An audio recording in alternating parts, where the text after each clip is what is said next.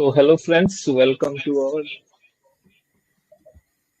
LinkedIn audio event from Mat to Meeting Room, Yoga for Performance Excellence.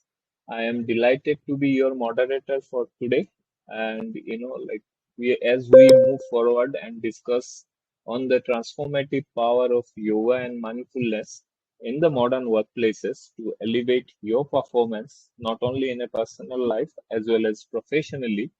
uh, I'll also take help of my panelists to understand the concepts of performance excellence through yoga and mindfulness. And of course, we'll also take questions from you all. So, in an era where the demand of our professional lives are ever increasing, the importance of mental clarity, emotional stability, and physical wellness cannot be overstated. When we talked about performance excellence, people always refer to the hard skill part of it. But imagine like how you will excel when it comes to your own performance if you don't have a mental clarity or physical wellness or emotional stability. It is going to be very difficult. So we need to have all those pillars of our well-being at our backyard if we need to perform to our potential. And this is what we are going to know from our esteemed panelists. The illustrious career of our esteemed panelists, believe me, cannot be stated in this 1 hour span of time.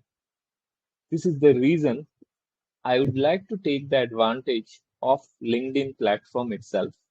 And I invite you, why don't you go to their personal profile and get to know more about them and drop an connection invitation too. But before that, I would like to request them also to, with an, like our ice breaking questions, which is, why don't you, my esteemed panelists, talk about you, your experience, your expertise that you garnered when it comes to our today's deliberations, performance excellence through yoga and mindfulness. So with that, let me invite our first panelist, Dr. Amol Patil, to share about him and his experience and expertise. Dr. Hello, Patil. everyone. Hello, everyone. Good evening to all. Warm welcome here at the panel discussion. I am Dr. Amol Patil, basically sports physician by profession, and had been working with the elite athletes of the country in the capacity of team physician for national boxing team, then advisor to Mission Olympic Cell, and so on, and have been then shifted back to the private practice at Mumbai, Dadar West, into sports medicine and wellness industry. So within this career span and transitions, I have had experience about, because I'll be talking today about our main theme, that is yoga for performance excellence. So we had some challenging cases with some of the elite athletes who were under pressure, were not able to excel in their goals and the targets that they had set up, and we saw miraculous results by implementing some of the yogic practices, be it in terms of physical development and mindfulness, and integrating the entire array of yoga procedures available with the inclusion of experts we brought in, and we saw good results. Some of them actually got medals for the country. And that's where my faith into this yoga became more stronger, because being Indian, we all are aware about yoga, but we never try to analyze it more scientifically unless we experience it sometimes. So this few instances and experiences actually further strengthen my belief into the yoga practices, and literally it helps into performance excellence. That's what I experienced myself, and since then I started preaching, or rather sending them to the real experts who can help these people out to overcome those hurdles. And since then there has been good results and a good history that I'm witnessing. With that, I think I'll pass on to Kevin. Hello, everyone. Thank you, Dr. Patel. So this is Kevin McCrudden. Namaste. Good evening. I am joining you from the United States, where your Indian national cricket team is performing not too far from where I currently am. They're playing very well. So when we think about the concept of mat to meeting room, one of the reasons why I was intrigued and certainly honored to be asked to participate in this conversation. So I am a former semi-professional soccer player. So playing sports at a high level, you understand what performance excellence is or what it means. And as America's Chief Motivation Officer, the creator of National Motivation and Inspiration Day, that idea of performance and creating goals that we want to achieve, how do we go about doing that? How do we go about increasing our performance in order to meet our goals or to achieve our goals? And Dr. Patel is talking about sports and physical activity and helping coach people to become more successful. And as a high-performing athlete, I will tell you that the difference, I think, largely for the highest performing athletes in the world as professionals and the difference of the others that don't make it, it's largely their mental focus, their mental ability to perform at a high level. And I look forward to speaking a little bit more about that. The yoga component, obviously we understand what yoga is, and it's the combining of body, mind, and spirit, or soul, or consciousness. And so that mental component is really an area that I've increased my focus on with the release of my new documentary, The Light of Man, which essentially for the first time in history pinpoints the origins of God or soul or higher power. And so I truly believe that this combination of mindfulness, consciousness, mental focus, and mental acuity, combined with physical performance, increases our ability to achieve the goals that we set for ourselves. But here's one other caveat before I invite Pooja to take over, is this idea of going from the mat to the meeting room. Well, physical performance, we all understand, is very physical. We practice, whether it be playing soccer, playing cricket, running. For example, if any of you watched golf this past week and watched Rory McIlroy miss two what would be considered fairly easy putts to win the U.S. Open, he missed both of them and then lost. And that was purely mental focus and emotional focus that caused him to not be able to perform at his highest level. And so when we think about that mental energy and how it translates into how we behave, how we act, how we perform professionally, that's an area of focus that I've studied for many years, the idea of personal and professional performance. So I look forward to speaking a little bit more on these topics. Pooja, I hand it over to you. Please feel free to introduce yourself. Hey everyone. Thank you, Rajiv, for opening this session, and Amol as well as Kevin for sharing their beautiful journey and insights into what yoga has been for them. And so, a bit about me. I'm a headhunter, rather an ex-headhunter. And my journey to discovering from mat to yoga, the challenging one, from the heart, because I've learned a lesson. I say this so much to say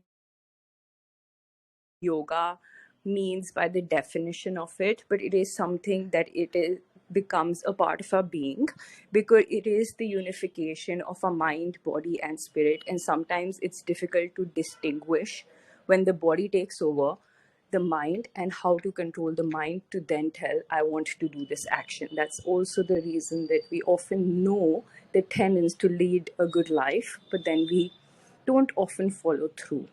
So, the nuances of understanding what this means and the practice of mindfulness, or decoding what simplifying easy living means, is something that I have now I left the corporate world to discover that for myself. I've always struggled with weight, let stress take over, let always postponed, hey, like meditation's too hard for me, I can't do it. My mental narrative, the story that I told myself about myself, becomes self-fulfilling prophecy. The action of yoga helps understand that you are not the negative voice in your head, which is what I now do and teach and write about as well in my newsletter. I am a mindfulness-based cognitive behavior therapy practitioner, whatever that means. It just means I help you simplify navigating negative thoughts and bring mindfulness to simple actions like slow eating or understanding your emotions. And yoga is a big part of understanding our sense and I don't know, way of being. It's the connection, like Kevin pointed out, between your mind and body, because it's not always a physical game, but also a mental play. And when both are aligned and there is this spirit of joy, then you are unstoppable. That's what makes excellent athletes excellent. But it's not excellence that's only reserved for them, but for people like everyone. And that's something that I would like and I'm interested and will definitely touch upon when we progress with this talk. So, and simplify how we can do that for ourselves on a daily level. So, thank you.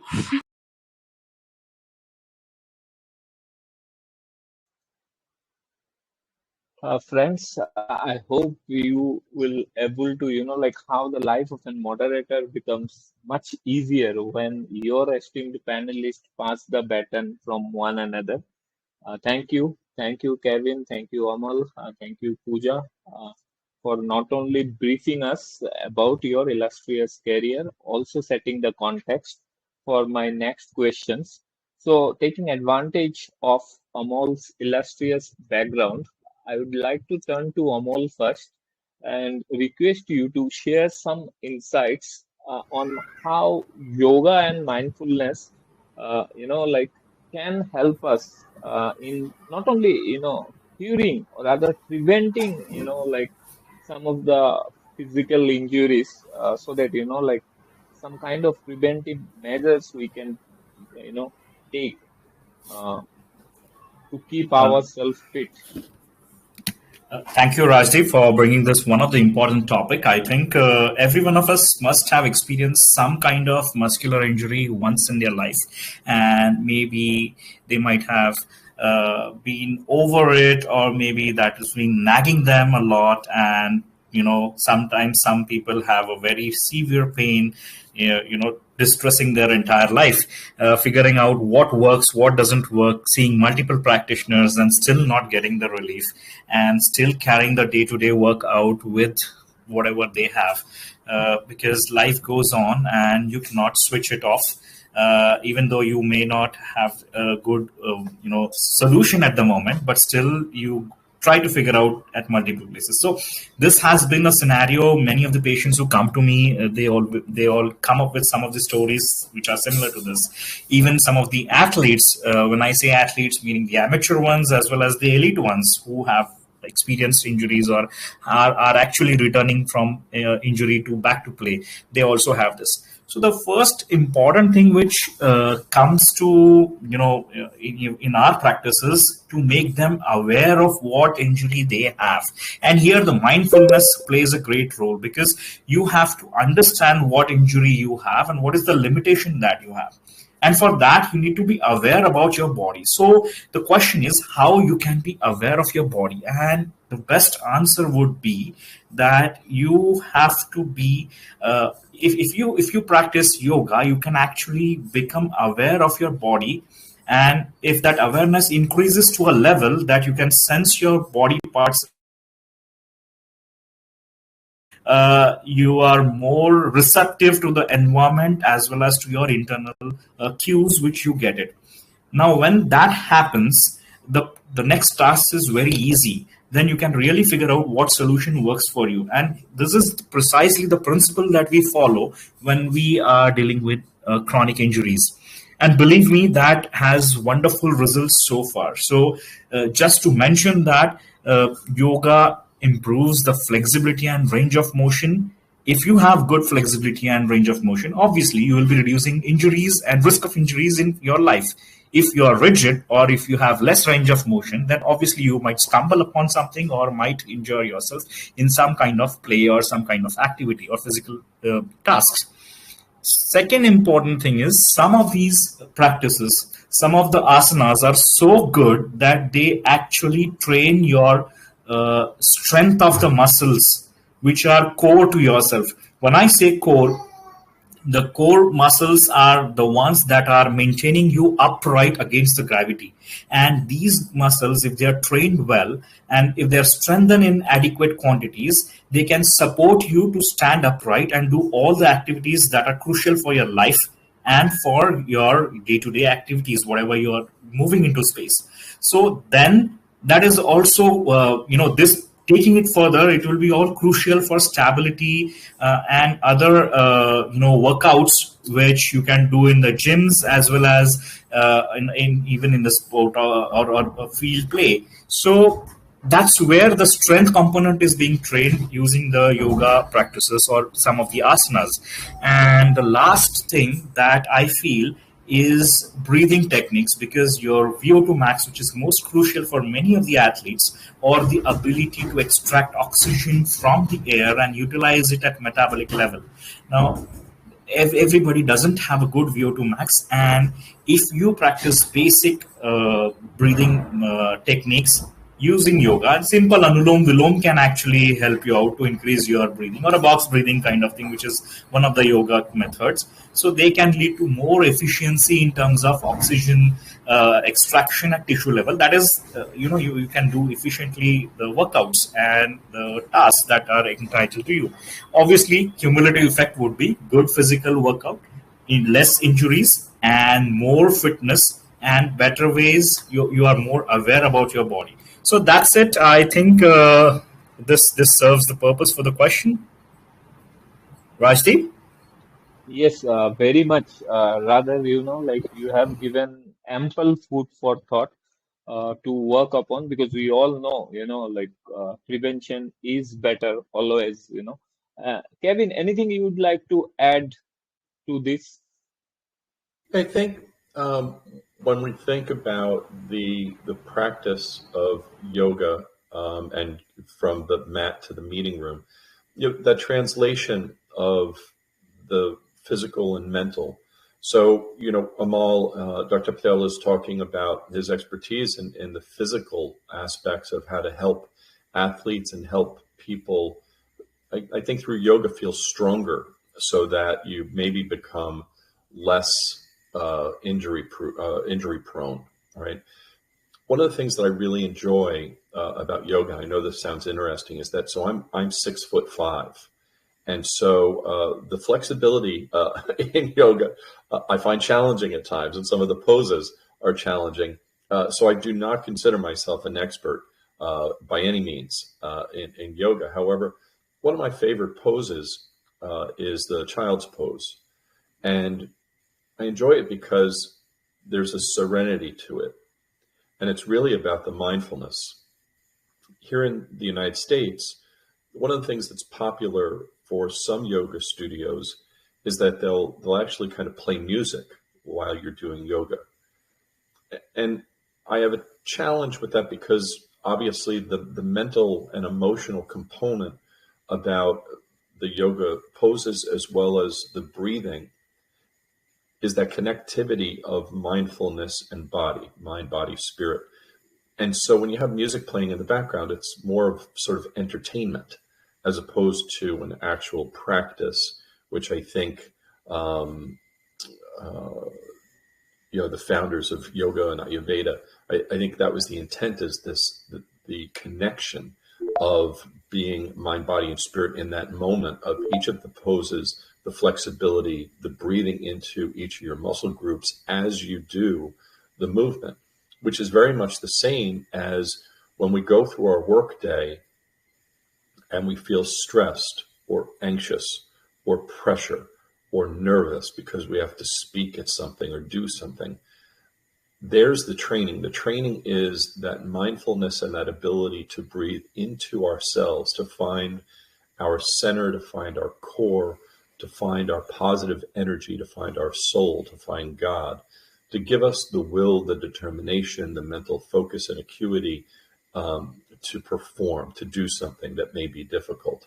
And so I think, Pooja talked a little bit about, our self-talk and our mindfulness and the things that we say to ourselves that are lifelong lessons of maybe criticisms that prevent us from performing at a high level. And it's certainly one of the things that I face in conversations with some of my coaching clients. They get nervous about being exposed as not being an expert or not being good enough or not performing at a high enough level, especially when we're talking about people that are in management and senior management. They feel insecure at times. And so I think this practice of using yoga to connect to ourselves, to get a better understanding of ourselves, and really tap into that inner peace that every single one of us as human beings has, that ability to tap into our soul, into God, into universal consciousness, enables us to find peace, to find calm. One of the things that I speak about with some of my clients is the idea, so I'm 1-0 as a fighter, as a boxer, and I only had an amateur boxing match, but it served its purpose. It's a little difficult to remain calm when someone's throwing punches at your face. And so that's what boxing is this idea of how do you remain calm under pressure, even though someone's trying to hurt you? And it would be the same for wrestling or fencing or taekwondo or jiu-jitsu, any of those physical activities when someone's literally trying to hurt you, and you have to remain calm and then do what you train to do. Do your exercises or do your activities that you've trained physically to do, but now having the mental clarity, the mental acuity, the calm before the storm to be able to say, okay, so here's what I have to do in response to this attack or whatever. Certainly I use people in the military also as an example to staying calm under pressure. Those are obviously severe cases, right? So anyway, I think in addition to what Dr. Patel is saying is that, so there's the physical component, but equally as important is this mental and emotional component, which in the States here now, it's a very big conversation about emotional intelligence. Is one of the things that we train and talk about. So it's the combination of these things, which I think is really wonderful, and one of the reasons why that I was thrilled to join the conversation. And I know it's an area of expertise for Pooja. So I look forward to answering any other questions. I'll hand it off to you, Dr. Dip. Thank you. Indeed, we appreciate your detailed explanation on the subjects. So time to switch from the physical performance to the mental performance, and time to switch with the headhunter in the house, in her own words. Pooja, so from your experience, when it comes to the mental performance, how do you foresee, the the breathing exercises or the mindfulness practices help us, Pooja, if you can share your insights on this aspect. For sure, I'll be glad to. And I'd further like to echo the sentiment of what Kevin, as well as Dr. Amol, rightly pointed out. Like, Amol highlighted a physical barrier, and Kevin rightly pointed out a mental one. And I just want to emphasize the connection of both, because sometimes the mind can play tricks. So you could think it's a physical barrier, but it's also a mental barrier, because it's, if you don't have the belief that you can do it, then you look for evidence to prove that, right? Similarly, like Kevin said, whatever it is that you want to call the other aspect of yoga, be it your spirit, your soul, your connection with the divine energy, the universe, first it comes with the awareness and acceptance that it exists inside of us. Okay, so before I decode what, setting or overcoming a mental block, let's start with awareness that it exists, right? Because if we resist it, we'll often find or struggle with that emotion. And I'd recommend this to everybody: acceptance over resistance. With the acceptance and acknowledge of facts comes a degree of freedom from them. And that equips you to get stronger. It's the same thing that keeps us from doubting ourselves when we say, hey, I don't want to be exposed as experts. Once you liberate yourself of that and just say, okay, I'm not an expert, doesn't mean I can't express my opinion on the subject, or that I'm not entitled to have one to begin with. So once the self-judgment is gone off, it's just easier for yourself, So that's something that I'd like to tell anybody who's going through any sort of mental struggle or wanting to overcome a challenge or see yourself on the other side of something that you haven't been able to achieve. Start with acknowledgement and acceptance that, okay, cool, hasn't worked out so far. Doesn't mean that history is not only meant to repeat itself, it's to draw awareness from and inspire to create your future, to also bring power that you are the one who's creating this, right? There's a big difference in the statement that life is happening for you versus life is happening to you. Once you go to the other mentality that, listen, I control this, right? Even if it is a struggle that you're having with losing weight, it's a struggle with productivity that you're having, as long as you start, I'm not saying that there aren't external forces at play, but I'm saying that the chances of you controlling yourself when you take ownership and accountability are much higher, as well as there is, decoding Spider-Man. With great responsibility comes great power, but with great power comes great responsibility as well. What I mean by that is, take responsibility, understand, acknowledge that I want to do this, even though I haven't been able to do it in the first place. Then I'd recommend you sitting with yourself for 5 minutes of pure silence, envisioning what this goal is. There was a study done where they took people and they told them to practice piano. So they were divided into two groups, and there were two groups. One was actually made to physically practice the piano, and the other group was only made to see videos of people playing the piano. And when, after a month, when they studied and they did the brain scans of these people, the people who did not even touch the piano grew their muscles by 1% less than what the people who physically practiced it. I bring this to say that that's how powerful our thoughts are, because our mind can't distinguish when you're actually doing the act to when you're visualizing about it. And I say this to highlight the power of the tool of our mind. So let's focus, dedicate 5 of your time to just think about what this is going to be like. I'd like you to, I'm not going to do this right now because maybe that'll be a different practice, but just a recommendation is take 5 minutes, think about yourself struggling, see yourself struggling in this act, see yourself overcoming the struggle, and then see yourself celebrating it, right? Go through the entire process. Win the mental battle, your body will follow suit, is what I'd like to contribute on this aspect for now.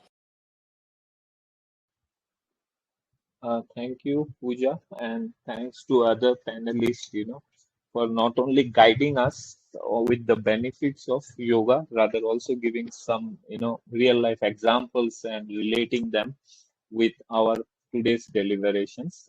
Many thanks.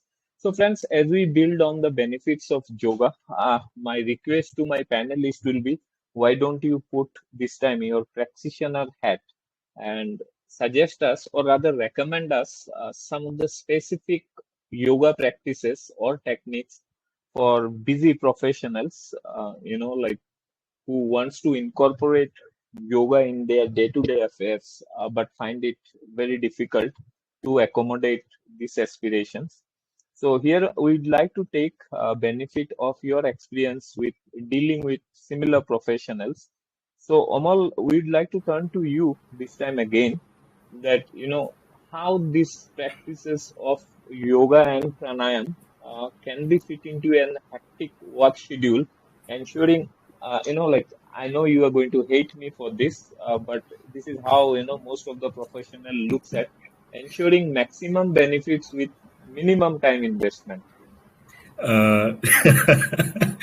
Rajdeep, I wouldn't hate you because I've been asked this question every day, especially from the IT professionals and the office people who come to me for specific muscular problems, and when I tell them that the solution to this is you have to work on some exercises. Some of them can be yoga practices as well, and then they look at me. So I have to spend some time. I have to join a class, and it's not possible for me to spend an hour in the morning. Oh, mornings are too busy. I can't do my kids, this, that. So all sorts of this question really come to me, and then I have a kind of a answer for them, which I can actually tell you right now. That I tell these people, can you spend 10 minutes in the morning?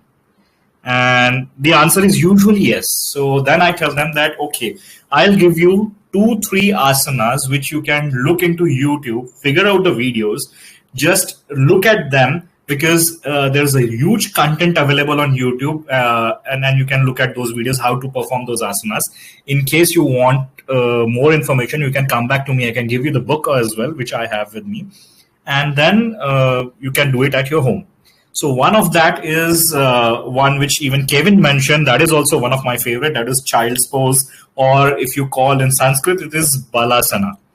That is the resting pose for deep relaxation, basically targeting your lower back and hips and the flexibility of those areas. The other thing which I feel is more useful is Tadasana, or the mountain pose, which is basically to improve your entire posture or alignment. And it's also crucial from the injury prevention aspect, because if your body alignment is good, you obviously have more control on your injuries, because the alignment plays a great role. So that is another asana. And then if I want to strengthen the core and improve my flexibility, as well as stretch the important muscle which are anti-gravity, and then basically of the spine, hamstrings, calves, and all those things, then I think Adho Mukta Shavasana is a good thing. In English, that will be called as downward facing dog, and that kind of stretch will solve the purpose. And to add to it, the fourth one would be Trikonasana. So I think if 3-4 asana, Trikonasana is a triangle pose, and that stretches again your groin and your improves your flexibility and balance. So that's I think 3-4 asanas are good to start with. Takes almost 10 minutes, or at the max 15 minutes, and I think everybody in their busy schedule can afford. And to the people who cannot do it in the morning, I tell them you can do it even in the midnight before sleeping, but do it. Because something is better than nothing. If you don't do it, you will have problems. If you do it at other time, it's okay. You will have some benefits. But if you do early morning after you get up, that you will have better benefits of it, apart from not just physical ones, but the mental ones, and your entire day will be better. So you will feel the difference in your day when you start with some of the practices, and then as the day ends, you will see the differences that with and without, you can compare yourself. So that's it from my end, and I think Kevin and Pooja can shed more light on that. Thank you, Amal. Embracing your mantra of do it. let me turn to Kevin. Kevin, why don't you share or rather add to this bucket list of must-try activities for enhanced well-being, physical as well as mental, or maybe in your words, mind, body, soul. Thank you, Rajiv. Great stuff, Amal. I think the continuation of the discussion, this physical component and the mental, emotional component. Most of my clients tend to be more senior executive level folks that quote unquote have their own offices or their own office space. So one of the things that I've done in the past is have them put just a sign on the door that essentially they can close their door for 5 or 10 minutes just to do some breathing exercises, just to once again kind of calm themselves down and to find center, to find their energy, to find just some clarity. To Amal's point, I think when you're actually dealing with potentially some physical injury that you need to address, you need to take care of, statistics do show that it is better to exercise in the morning before you start your day. I frankly am an afternoon or evening person. I like working out in the afternoon or the evening before dinner. However, statistically, they say it is better to start your day with exercise. Certainly, meditation is a huge benefit first thing in the morning. So to Amal's point, mornings are busy, they're hectic. So especially for young professionals that maybe they have young children or a spouse and they're trying to get organized in order to get to work on time. Or maybe the conference calls first thing in the morning or Zoom calls, it becomes challenging to say, oh, wow, I have to do this before I can do anything else. And therefore they bypass, they don't do the yoga exercises. They don't do the mental exercises. They don't do their meditation in the morning.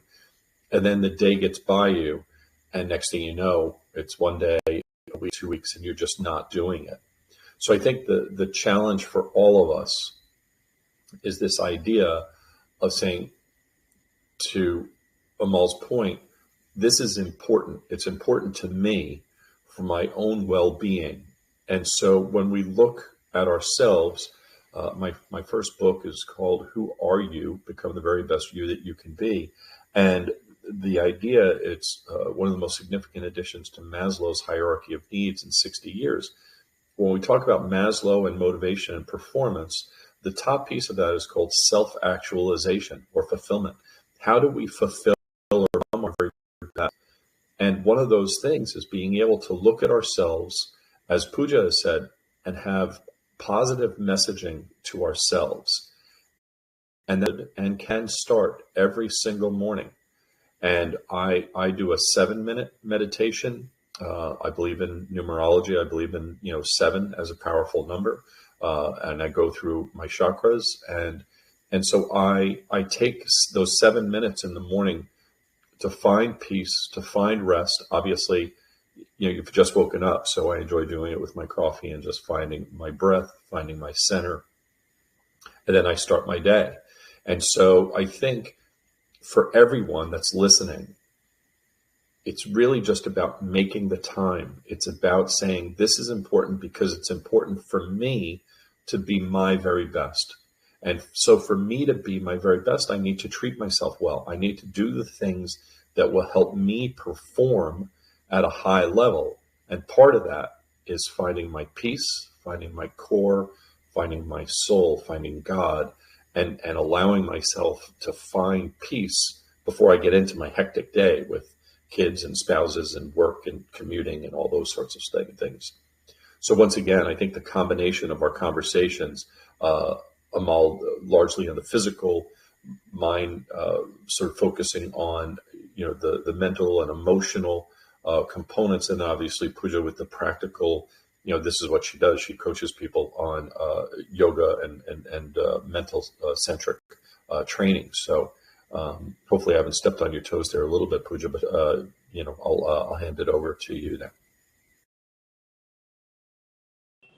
Kevin, that was so beautiful. And Amol, Very nicely said. Thank you so much for these insights. I think I still have a laugh emoji going on. But I think it's important to make it a practice, like both of you guys rightly said, but don't get attached if you didn't get the timing right. You know, if you didn't make it in the morning, okay, don't excuse yourself for not looking for that 5 minutes in the afternoon or in the evening. It need not be, because you know, like I think Rajdeep started this question by like, okay, to Amol, that you're going to hate me because where people keep asking you that where can I find the time and blah blah blah, life takes over. So I say that I've been asked that question a lot. I've also asked that question a lot, you know, and when I've asked that question, it's usually not because it's a lack of resources issue, right? It's just me not being aware that I am using these excuses to not do this, you know. So I'm saying that to simplify the practice, even if there was an intention for you to work out in the 10-minute in the morning and that didn't happen, now you're at work and work's taking over and you're feeling stressed, okay? Now it might look a little weird if you start breaking out into a downward dog or an up leg dog or doing a child's pose right then and there, but you can start with 2 minutes of conscious silence, of just thought observation, detached from judgment. This too is yoga. Yoga need not look like what we see right now with these flexibility, I'll up you on this kind of challenges that we've got going on. But it's also just peace of mind from peace from mind. So take that minute of 2 minutes of silence, practice that part of mindfulness for yoga. And then for in terms of asana, straighten your spine, be aware, see how your body is looking, because if you're stressed, you look it. You need not have to say it. You feel it. Your shoulders are droopy, your eyebrows are tensed, your jaw is tight. So I can sign one, even as in like move right now while just fix your physiology will change your mental state. And few asanas that could easily be practiced or might should rather even be encouraged at work could be like the Superman pose. Just stand with your arms on the side, channel the power, right? Connect, feel the power of the human that you actually are. I like the warrior pose as well. I think that makes me feel powerful. It makes me feel centered and grounded and all the other wonderful things that Amol and Kevin beautifully pointed out. But these are two specific asanas, or the tree pose, which we actually mentioned. Just stand tall. I'll also encourage organizations to have like a 15-minute breakout, you know, when everybody is doing it, to ease the mood, you know, to put you in the mental frame to go through the day. So yeah, that's my 2 cents here. Just don't get attached. Don't buy your excuse that you don't have it, because you actually do. So look for it, but it could be a 10-minute dedicated time out on the mat, and it is just about you showing up. You're not judging your practice. Hey, I didn't do well today. My meditation was not that. That's not it. It's devoid of judgment. Your only judgment is showing up. That's it. That's what I'd recommend. Very well said, Pooja. You know, you remind me of one of my professor who, I mean, in medical colleges. So in the early morning, we used to have OTs. So when I was intern, and he was the most senior person there. So they used to start this every operation with that Superman pose, and he used to say that it gives me the energy to operate and to feel powerful in the OT, that I am the only person who can take charge of the thing. And you know, it really worked well for him. That was his routine. You remind me of that when you said that the Superman pose can actually, be one of the most important thing in the early mornings. Thank you, Amol, for everyone to start. You flatter me.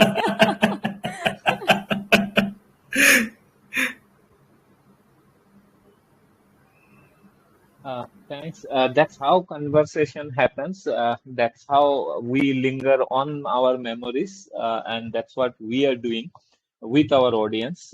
So thanks. Now we got our bucket list. We know the benefits, but now the time to turn to some of the unconventional areas where, like the benefit of yoga and mindfulness practices lies. And for this, I would like to turn to Kevin. Kevin is known for his, like leadership coaching, and all the leadership coaching, like all the leaders known for their decisions, or rather they live by their decisions. So Kevin, if you could cite some of the, benefits of those yoga and mindfulness practices where, like they improve upon our decision making abilities, or rather the competencies, I must say. Uh, would you like to share something or throw some light on this aspect of mindfulness practices? Thank you, Rajiv. And so, Amol and Pooja doing such a great job. I appreciate your contributions, just very thoughtful. And so I think, Rajiv, we're bouncing around sort of the same thought, is that this idea from mat to meeting room, when I'm working with people that are in leadership positions, here in the States, there's constant training about leadership and leadership and leadership. And there's a lot of people that don't have to lead their own lives, and yet they're talking about leadership and leadership. And now putting kids through training on leadership, and in college there's leadership training. And, everybody wants to be a leader in the organization, but nobody wants to make the tough decisions. And certainly no one wants to be responsible for the money, right? Because when you're in a leadership role and you're making decisions at a company level, there's money involved, and people's jobs are involved. And so wanting to be a leader, but being in a leadership position are two different things. And so as we're talking about this, finding your own sense of comfort, your own sense of security, your own sense of oneness, I think Pooja was talking about a little bit, right? This idea of self-talk and what we create. I think that's where in my involvement of over 20 years now in this space of management and leadership discussions, it's self-doubt that really probably is the greatest restriction on people in leadership roles, because they doubt their ability not only to lead a team, but they also doubt or feel insecure about making decisions that could potentially cost the company a lot of money or make people unhappy. And so when we talk about leadership in a company, it isn't about, how do you run a meeting and make sure everyone feels empowered and everyone feels like they can contribute and feel like a leader. That's not what I'm talking about. I'm talking about actual leaders in leadership positions that have to make difficult decisions that impact the company, stakeholders, shareholders, financial impacts, the actual growth or loss of a company, a loss of money. And so there are fundamentals. There are business fundamentals that are in play, but there's also your ability to have, let's call it a gut instinct of how to trust yourself in order to apply those things that you've learned either at business school or through years of working in companies. And so for most leaders, anyone in a leadership role that's listening to this now, what I'd encourage you to do, and one of the reasons why I believe that this yogic experience, this Ayurvedic ancient practice, is so important. And I think in many ways, it was kind of figured out, thousands of years ago through Ayurveda. And I think it's one of the advantages that the Indian population and the Indian community have in the world, is this understanding of how to find oneself. And when you feel comfortable in your own skin, when you feel comfortable in your own space, your own ability, it makes it easier to make decisions, because you're less apt to be concerned about what people think of you, potentially failing, or what failure looks like or sounds like. nothing ventured, nothing gained is a saying. And so as a leader in a leadership role, yoga and consciousness and universal consciousness and awareness and oneness and mindfulness and breathing that yoga teaches us, I think are practices that help you as an individual feel stronger, feel more confident. And with that self-confidence increases your self-esteem. And with that, hopefully it creates an environment where you feel secure about yourself and your own decisions. Yes, as leaders, we make difficult decisions that are sometimes costly and sometimes they're extraordinary, which have extraordinary benefit to our company and to the people around us. And that's the opportunity that leadership provides, is to be able to create amazing opportunities that will advance our company, advance our organization, advance a cause, and advance people to be able to make more money, to expand their backgrounds. One of the things that I'd done early in my life is actually run for public office, which is interesting because we think people that run for office are leaders. We find too often that many of them aren't really great leaders, unfortunately, but they get elected into public office. I think what's important here is it's about finding calm, finding your self-esteem, finding your center, and once again, feeling confident in making difficult decisions that impact people, but also as a leader is empowering people, making other people feel good about themselves so that they can make good decisions and they can become good leaders. Because I think the greatest leaders actually create a legacy of creating other great leaders. And whether they stay within your company or they go somewhere else, if you've created a practice and a reputation, a legacy of creating great leaders, that's your legacy of being able to impact thousands of people by empowering people to be great leaders. Hopefully I didn't go on too much there, but I think that's kind of the encapsulation of this idea of leadership and yoga and how they impact or interact with each other.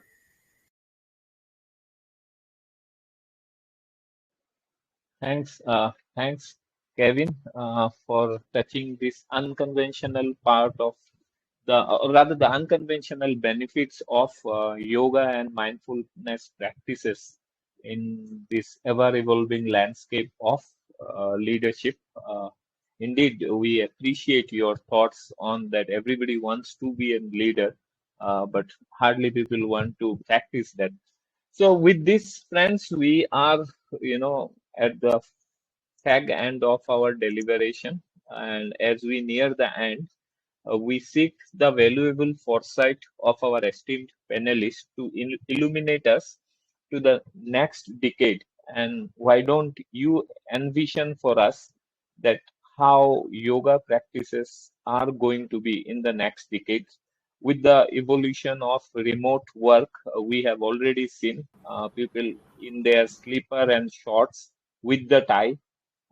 So, Amol, how do you foresee in the next decade our corporate offices are going to be look like, or rather, whether our meeting rooms are going to be have lot of mats in it? This is how we foresee our deliberations, and this is how we, address the theme of our deliberations. So, why don't you put your thinking cap and paint our canvas with your vision of the next decades when it comes to yoga and mindfulness practices?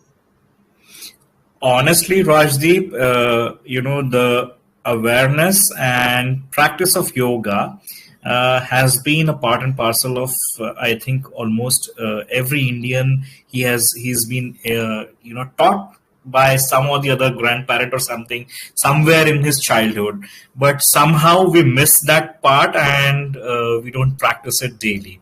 And it was a, I think, very thoughtful and great move by our PM to include 21st June as the Yoga Day, and we are here celebrating many years of its success. So we have seen rising lot of places where yoga groups are being created and people are voluntarily coming to that parks and societies for practicing yoga, where some of the yoga teachers take lead to guide these people. And same practice has been there in some of the offices which is just started. So if what I see at the moment is in next 10 years, if these things grow well and if they receive large attention in the corporate, where corporate is obviously aware about the benefits of yoga, it's just that are they willing to spend time and some of the infra and money over, so that they can give that dedicated space for practicing yoga or for practicing meditation for their employees. Now, we have seen some instances where some of the corporate offices are creating some silent rooms and some, placing some of the visual things which relaxes the mind, body, creating some alpha wave, music system there, putting up some, random light and other things which soothing, green coloration and everything. So those things are coming up, and I think integrating those rooms with, allowing these employees also to practice yoga in next decade, what I feel is we might see a start of a culture which says that, hey, this is my yoga time, please do not keep any engagements now. I would be very happy if that comes in, but I think let's just hope that it starts in this decade or sometime later. That's it. Thank you. Thanks. So, Pooja, Kevin, any thoughts on it? By the way, we already completed a decade of International Yoga Day. Rather, this is the 10th anniversary. So you can not only try, take us to the forward, you can go back, and if you have any thoughts on it, on the past decade, that also, you are welcome to share with us. I think just quickly, and then I'll have Pooja take over, so there's two things. So number one, when you talk about the Indian Ayurvedic Sanskrit tradition and the thousands of years of traditions, one of the things that I introduce in my documentary, The Light of Man, is sort of a redefinition of Namaste. I think the Indian people now use it just as a greeting. But when you look at the ancient meaning, it was about the divine in me acknowledging the divine in you. And in yoga, when we go, many times the yogi will say, the light in me acknowledges the light in you. Well, I'd like to redefine it as, I think the intent was the divine light of God within me acknowledges the divine light of God within you. In one word, namaste. The tradition, the meaning, the power is so powerful, such an incredible intent. And I think when I use the word intent, that's what I think we need to think about going forward, is what is your intent of utilizing yoga to make yourself the very best version of yourself that you can be. And I think as we look forward, we're starting to see it now, certainly here in the United States. Many buildings are fairly empty because people after COVID are not going back to the office. They are working from home. And I think, I believe this idea of making lemonade out of lemons. And while COVID was certainly a bitter lemon for many of the people in the world to swallow, the lemonade, the benefit has been remote working around the world has not decreased performance. It has increased performance. And therefore, people will have freedom to do yoga in their home, in their own bedroom, with their computers off.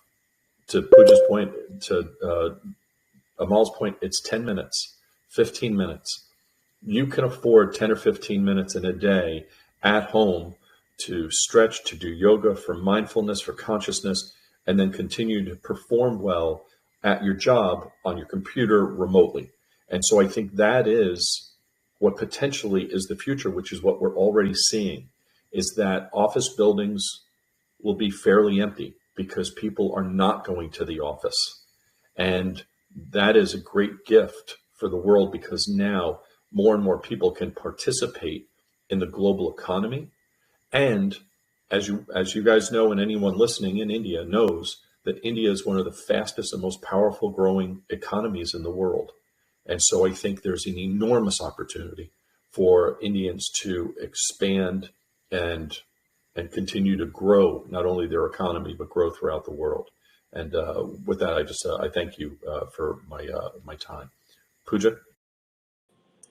Thank you, Kevin. That was beautiful about the namaste part, and Amol as well, very rightly said. So that makes us demigods, Kevin. I think we often forget that. I think we carry the whole universe within us. And I think the decade that we are talking about is already here.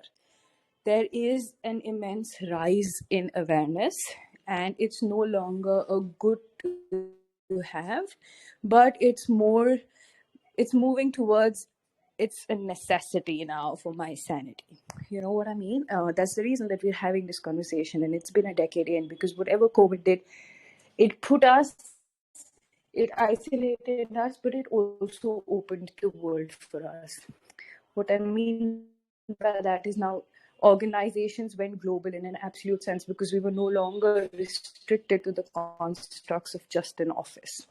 That brought back, and like yoga has been brought down to our heritage, like Amol rightly said. Like our grandparents have been passing it down, but somehow in between we forgot. The Western world is now also getting very close and attached. That's why, your knowledge and track towards this. I feel in the future, yoga, as well as the overall well-being of the employees, is going to be something that corporates are going to be acutely aware of. And I'd like to see that even happen more, like silent rooms or mat meetings on the mat, rather, to be an actual live scenario, because it's not just my opinion, but it's a fact that when you are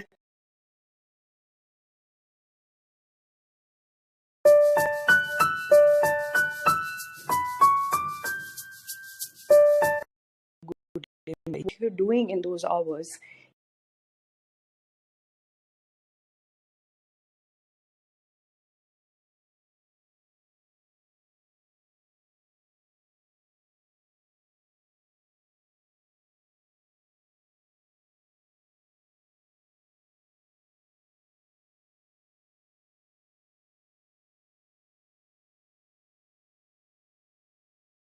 the yoga world or phase, I don't think it's a phase. I think the lifestyle is just going to trickle and make its way to more people. That it is already touched is how I see it impacting the corporate world as well.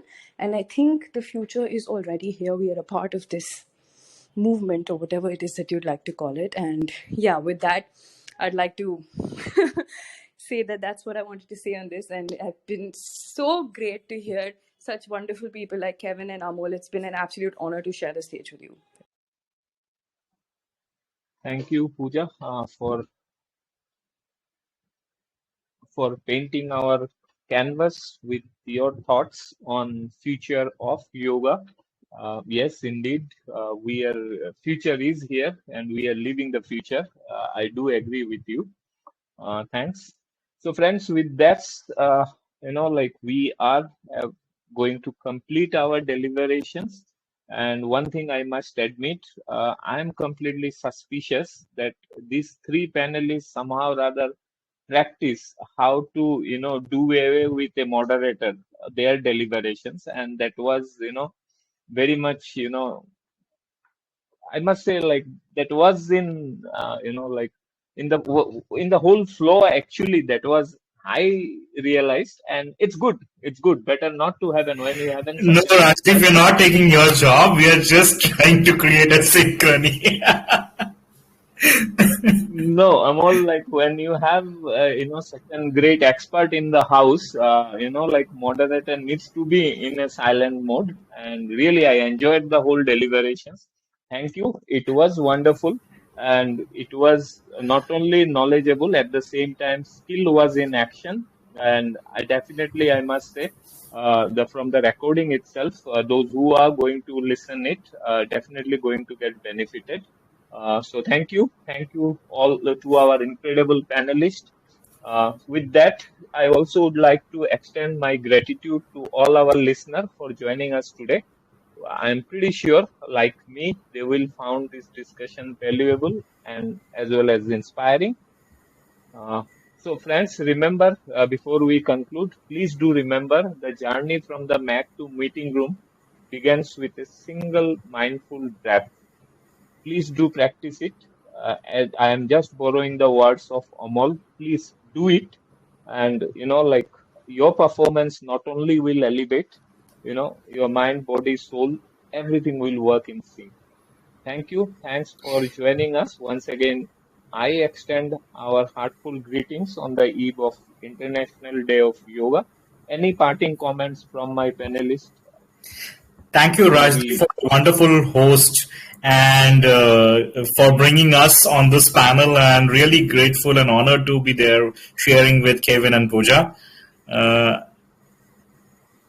I think we have already concluded with the remarks that we wanted to share, but I would be more happy to see if Kevin or Pooja has to add anything. Just a happy yoga day, and Rajiv, thank you so much for including me in this panel. It's very enlightening. Pooja, Amal, thank you so much for your brilliance and for sharing that, and I learned plenty today. God bless and namaste. Namaste. In real sense, my divine, respecting your divine. Yes. Divine in you. Beautiful. Thank you, Rajiv, for having us. It's been so beautiful. And sending light to you, like Kevin said, and Amol repeated, my divine in you appreciates the divine in you. Happy Yoga Day. Happy Yoga Day. Happy Yoga Day. So thank you, everyone. Have a wonderful day or evening based on your time zone. And like me, if your dinner is waiting, enjoy your dinner and good night. Good night.